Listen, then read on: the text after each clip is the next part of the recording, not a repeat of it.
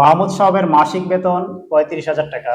তিনি প্রতি মাসে ১৮,০০০ টাকা বাসা ভাড়া বাবদ এবং ১৫,৬৫০ টাকা পরিবারের প্রয়োজন বাবদ খরচ করেন। অবশিষ্ট টাকা তিনি একটি ব্যাংকে জমা রাখেন। তিনি বছরে কত টাকা ব্যাংকে জমা রাখেন? দেখো, এখানে ৩৫,০০০ টাকা হচ্ছে মাসিক বেতন তার।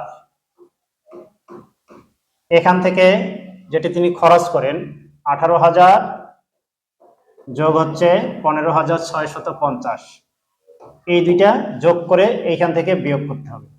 করে আমরা যে টাকাটি পাবো সেটি হচ্ছে এটি মাসিক খরচ। এটা বছরের হিসাবে যদি আমরা বের করতে চাই তাহলে 12 দিয়ে গুণ করতে হবে, যেহেতু 12 মাসে 1 বছর। আচ্ছা, তাহলে সমস্যাটি সমাধান করার জন্য এখানে কিন্তু ফাঁকা ঘর দিয়ে দেওয়া আছে। এই ঘরগুলো আমরা পূরণ করলেই সমস্যার সমাধান হয়ে যাবে।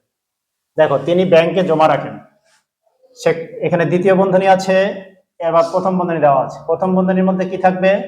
এই যে মাসিক খরচগুলো থাকবে। তাহলে খরচগুলো কত? 18,000,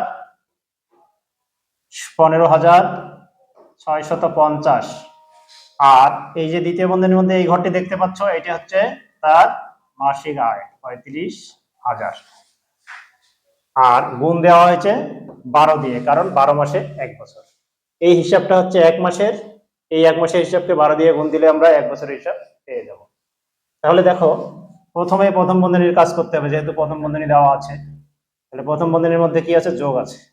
এখানে শূন্যের সঙ্গে শূন্য যোগ করলে 0 হবে, এখানে শূন্যের সঙ্গে 5 যোগ করলে 5 হবে, শূন্যের সঙ্গে 6 যোগ করলে 6 হবে। তারপরে 8 এর সঙ্গে 5 যোগ করলে 13, আর 1 একে 2, হাতের একে 3, 33,650।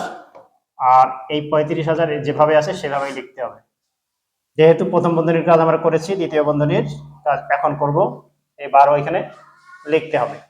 তাহলে এখন দ্বিতীয় বন্ধনীর কাজ তোমরা দেখো, দ্বিতীয় বন্ধনীর মধ্যে বিয়োগ আছে, বিয়োগের কাজটি আগে, তারপরে আমরা 12 দিয়ে গুণ করব। তাহলে এখন দেখো, 0 থেকে 0 বিয়োগ করলে 0ই হয়। আবার 0 থেকে 5 বিয়োগ করলে কত হবে?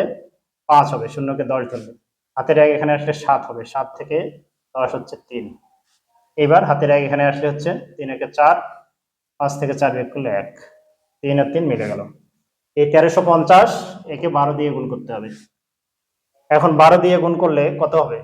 আমরা শূন্যটা এখানে বসিয়ে দিলাম। 5 12 60 হয়, 60 শূন্য হাতে 6, হ্যাঁ, 3 12 36, আর 6 হচ্ছে 42, হাতে 4। এবার 12 কে 12 4 16, 16,200 টাকা। সুতরাং তিনি ব্যাংকে জমা রাখেন 16,200 টাকা। শিক্ষার্থীরা, আশা করি তোমরা বুঝতে পেরেছো। ধন্যবাদ।